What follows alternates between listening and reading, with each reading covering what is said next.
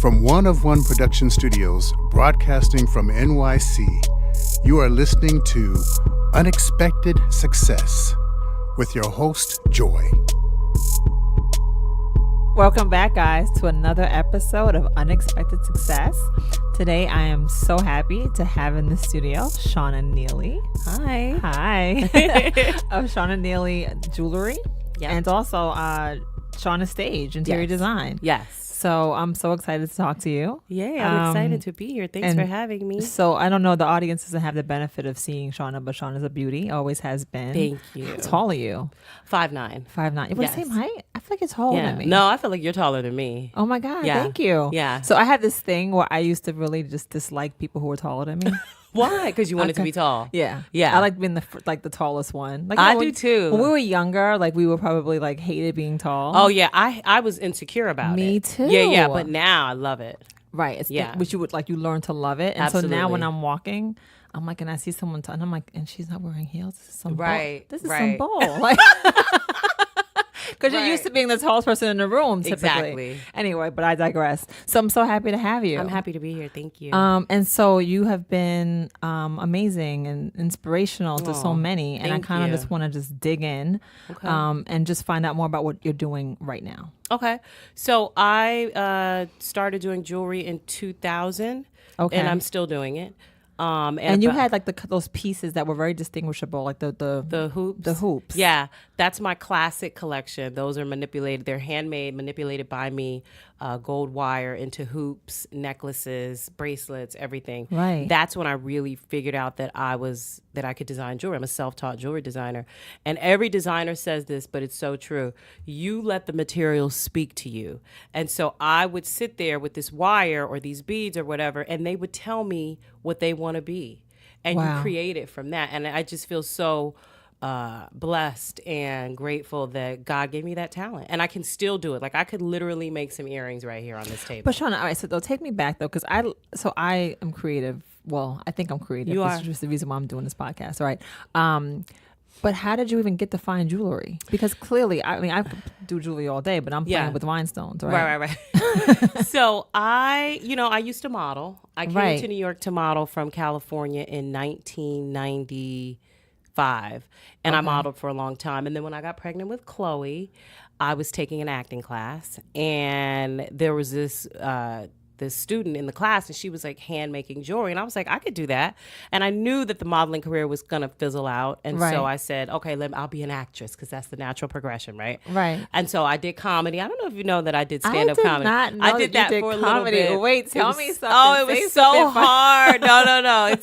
I can make you guys laugh right here, but if you put me on the spot, I'm gonna clam up. Right. And so I did that for a little while. And so as I'm pregnant in this class, I'm starting to make jewelry, and I didn't know how to manifest things in my life. I didn't know the process of speaking things into existence. But I said, I'm gonna start making jewelry, and I want to put it on. At the time, Alicia Keys was huge, and Beyonce, and Eve, and Foxy Brown. And before I knew it, literally in less than a year, I had Alicia Keys wearing my earrings on Oprah.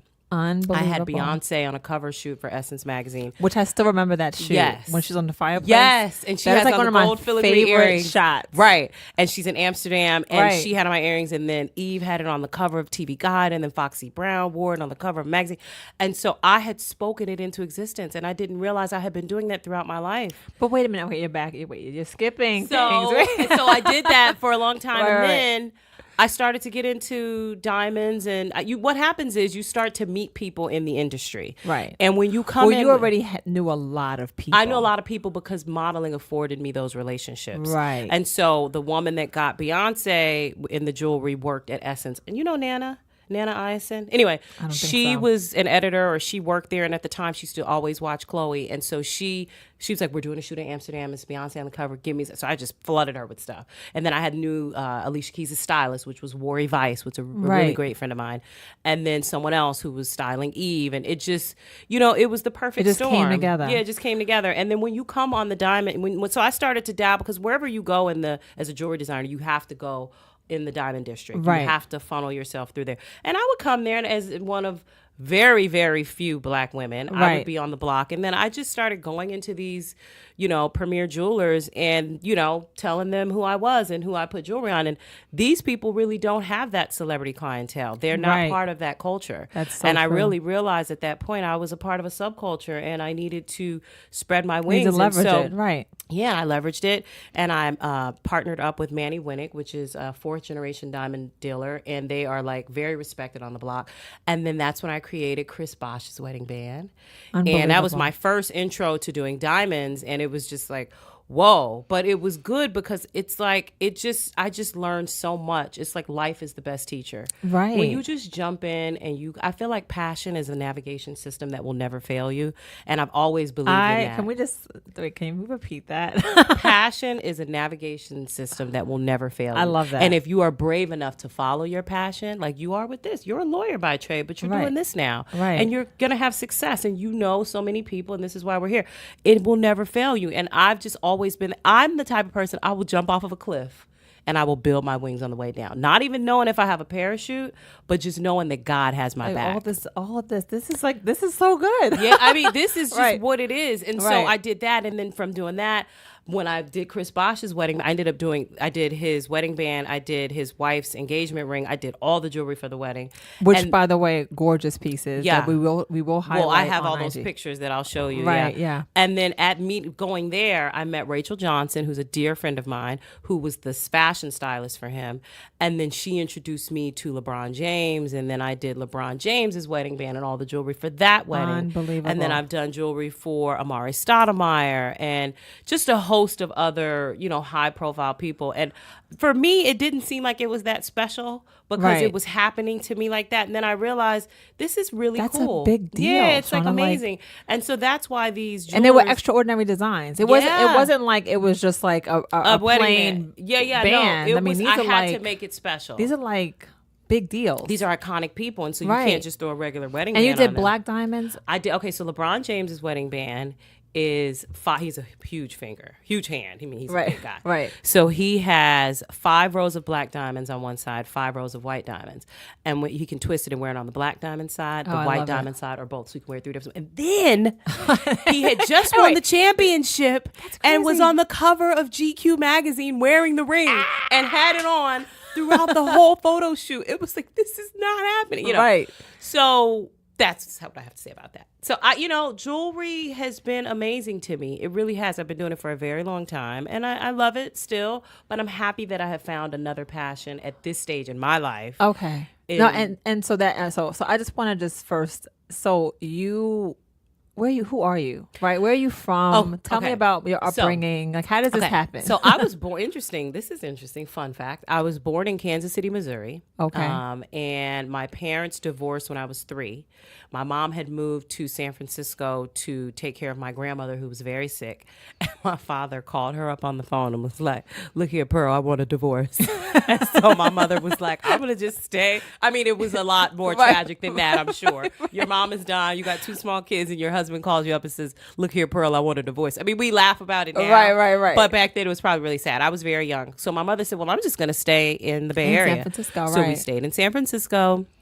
And I grew up in the San Francisco Bay Area. I went to the Academy of Art College in San Francisco, and I wanted to study fashion design. And so I was there, and I realized I couldn't sketch, but I knew I had these creative designs, but I was really thin back then, and they had a modeling contest, and someone said, you should enter this modeling contest, and I won. And then an agent came up to me and said, you need to move to New York. And I moved to New York. But what was crazy is that before I moved to New York, this is back when BET. My mouth is like open right now. When I was watching BET, I would see Biggie, and I would see, and I love it when You Call Me Big Pop, and they did the video, and Misa, and they're in in Nell's Hotel, which is now another club. I mean, Nell's nightclub. And I remember saying, I want to be there, and I want to be hanging out with them. those people. And when I swear to God, I moved to New York.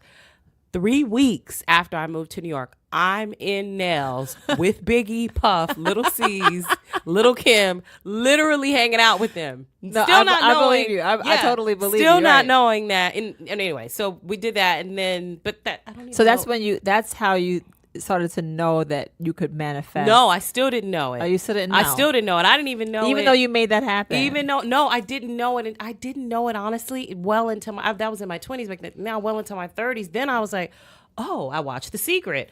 I was like, oh, I've been doing this. I've been doing this for years. Yeah. I should have wrote. This should be my book. First of all, I'm a self-taught jewelry designer out of thin air. You knew me for a long time before you even knew I designed jewelry. And you knew I was a model. And I wasn't even really like a big model. I was just like in the scene in New York, hanging out at the clubs, being like a 20-something-year-old should be. And then when you start to get real with yourself, wait, what are you going to do? With pregnant?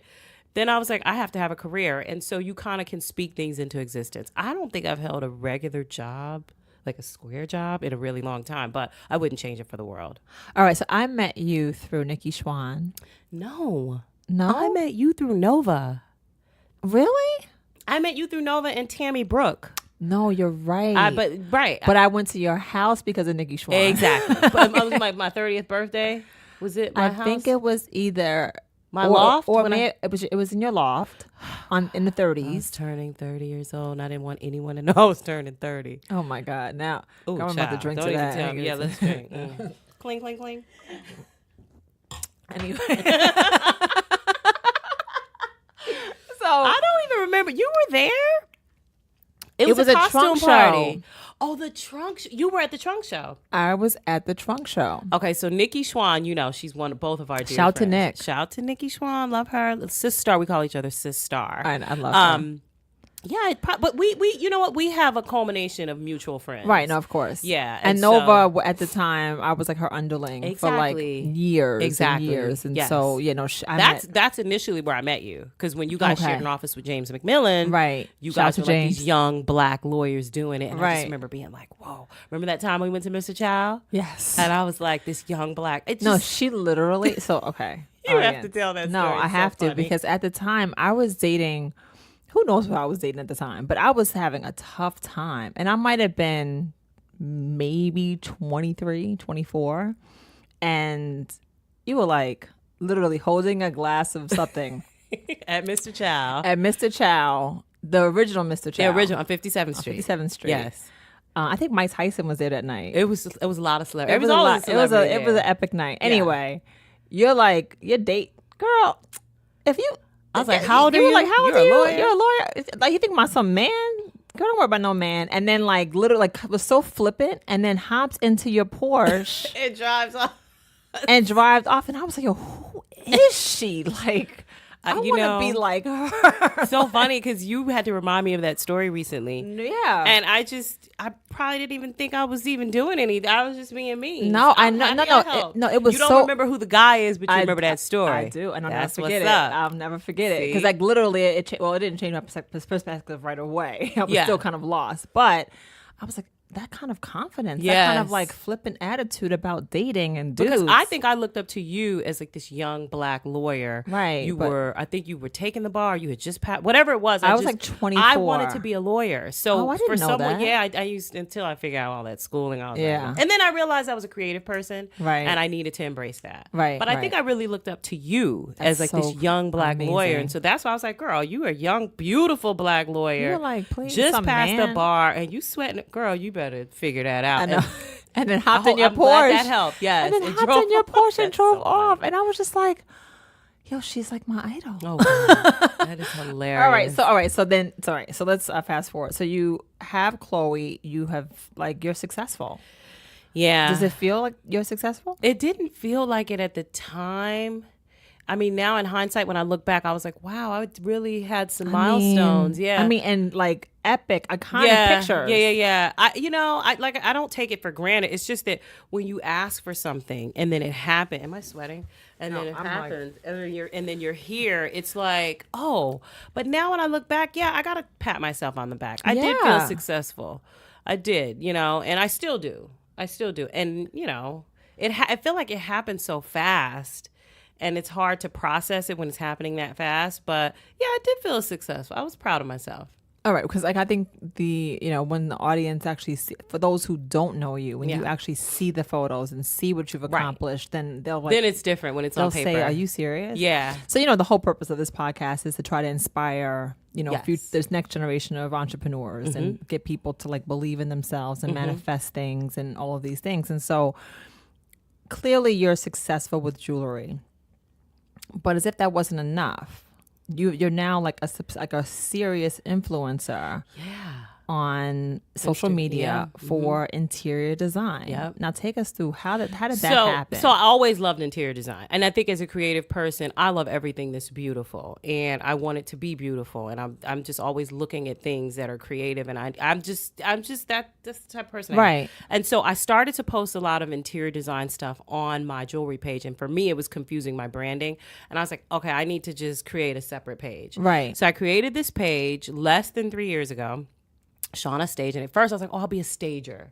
And we're going to post this again. So it's Shauna Stage with Stage, the U. SHAUNA, Shauna's Stage _ Okay. Yeah. And so I started making pillows and I just taking pictures of my apartment and painting and changing things around.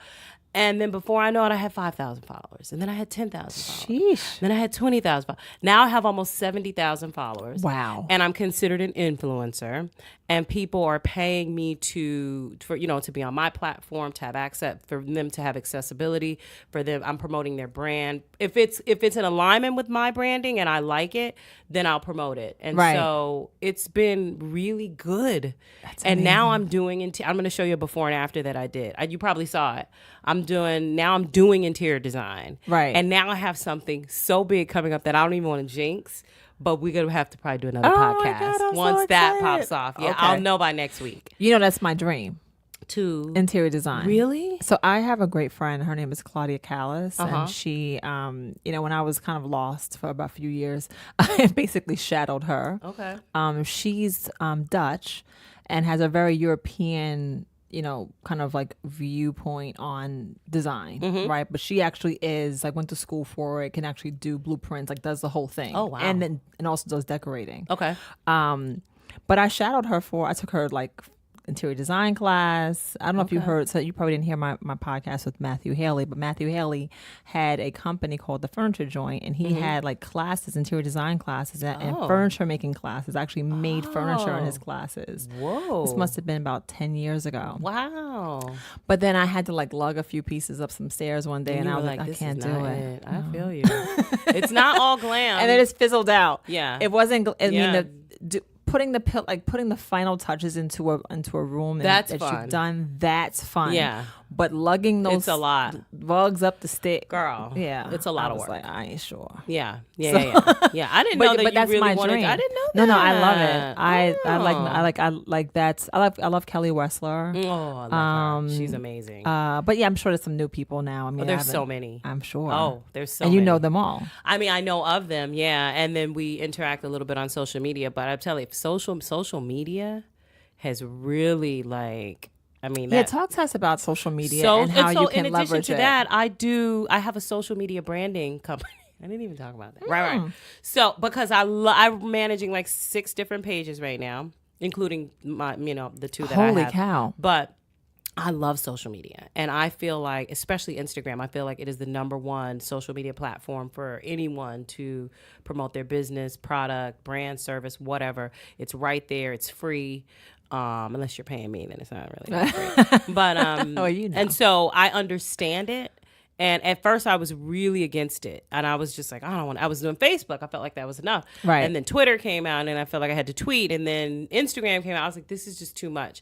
And then someone told me a story. I think it was Nova. Okay. She was like, my brother posted something somewhere and then he sold everything. And then so I just said, okay, let me just embrace it.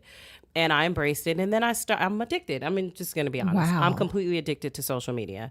And so, Shout to Nova. Shout out to Nova for saying that. Yeah, she put the bug in my ear. Right. And then, I just took it and ran with it. I understand it. And so a lot of people don't, especially people from the old school, they don't want to do it. They don't understand it. They feel like they don't have the time. They hate it, whatever. And then social media is a lot of smoke and mirrors, right? You will look at someone's social media page and you might think that their life is all together because it looks so pretty. Right. But it really isn't. I think that's why people have a hard time with it. But if you're there to promote a business, a product, brand, service, whatever, and you're very focused, you can have real success. I sell everything on social media. People don't even go on my website. So they DM me but then I can interact with my client. Right. And we're talking about it, and then they end up. There's been a few pieces of jewelry that I've been like, DM I think me. I've reached out to you and been like, I want this. And you're like, so let me know. And then I forgot. Yeah. And but I moved really quickly. But I really wanted it. Okay. I just forgot. We'll talk I about had to it. figure out which one it was. You can which show me, piece it girl. was. We can make that happen. For sure. So you really believe in the power of social media is huge. It's huge. And I sell everything on social media. So what do you, products though? Yeah. For what? So product-based businesses, you believe. Now, not service-based Absolutely. businesses. Service, product-based, doctor, dentist, it doesn't matter. You could put it on a writer. So do you actually pay to promote things, or how do you leverage it? As an influencer? Well, yeah, just period. Like, so say it, for instance, if one of our listeners is like listening to you and saying like how to, like, they want to leverage social media or Instagram, like, what do you do? You have to figure out what it is you want, how you want to be perceived on social media, what product or brand or service you're selling, and get up there and sell it. And now Instagram has all these different portals. You could put your stories up there. Right. You could put I forget what those little circles that are on the top. Where you can actually. Yes, you can continue to shop through that portal. There's so many different things you can call people now on Instagram, like a FaceTime call. You can? On Instagram. That's a brand new feature it's Insta TV, IGTV. I think there's so many different things that you can do. You're blowing my mind right now. You didn't know that? No. Yeah, we could be like filming right now we should have been filming this. Let's film right now. We totally could. Should we put it on our stories? You could put it. We could have IGTV right now. Where's your phone? It's right there. We don't have to, but they have it. You have to have the newest whatever. Yes, I just feel like you really can were promote. A comedian. You really were a comedian. You can promote. Yeah, you didn't know. You can promote whatever it is you do. Wait, let's do on a social story. media. Okay, wait, let's do a story. Oh, wait, go to. Let me see. I don't know how to do any of this. I probably don't have the updated version. What is that? No. You didn't even. Have you done an Insta story yet? I'm an old. You know what? You said how did you define us? Old people. Wait a minute. No, because I'm older than you. You don't even have the newest thing. Wow. Okay. This will be on blast. Oh, okay. You don't have it. That's fine. That's okay. That's fine.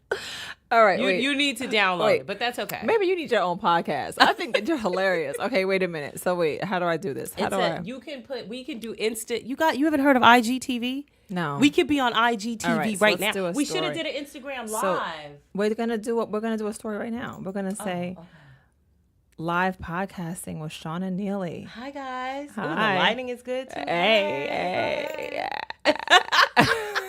Okay. There's so many different things you can do on social media though. So all right, cool. We could do a tutorial later if you want. All right, no, we should. Yeah. So you guys can. All right. So I'm sorry, we digress. I know, right? But you are. I can see why you're successful. You have a great personality. Oh, thank you. People you. like you.